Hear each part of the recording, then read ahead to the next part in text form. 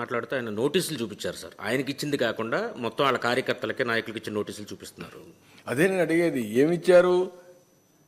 Act of 30 ఉంది, మీరు violate చేయొద్దండి, గుమ్మికూడొద్దండి, గుంపులుగా వస్తే రెండు పక్కల మనుషులు వస్తే క్లాష్ అవుతాయి, లా అండ్ ఆర్డర్ ప్రాబ్లమ్స్ అని చెప్పారు. అది వాళ్ళకి ఇచ్చిన నోటీస్. దాన్ని పట్టుకొని నాకు నోటీస్ ఇచ్చారని చెప్తే దానికంటే ఏం కావాలండి? ఈయన నోటీస్ ఇచ్చారు, అదే నేను అడిగింది. నీకు నోటీస్ ఇచ్చారా? పోవద్దన్నారా? ఎవడన్నా చెప్పారా నీకు వచ్చి నిన్ను వెంకటేశ్వర స్వామి టెంపుల్కి పోనేమని చెప్పారా? What are you talking? నేను ఎందుకు చెప్పాల్సి వచ్చింది? ఇప్పుడు ఇవన్నీ చెప్పకపోతే డిఫాల్టర్స్ అవుతాం, లేకపోతే నేను చెప్పాల్సిన పని లేదు ఇప్పుడు ఇవన్నీ.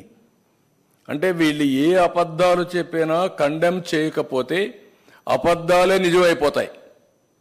That is where I'm concerned. ఒక ముఖ్యమంత్రిగా చెప్తున్నాను, మీరు చేసే తప్పని 100 సార్లు చెప్తున్నాను. పదే ఆ అబద్ధాలనే మళ్ళా తిరిగి వల్లిస్తున్నారు. ఇది మంచి సాంప్రదాయం కాదంటాను. ప్రజలను ఆలోచించమంటున్నాను.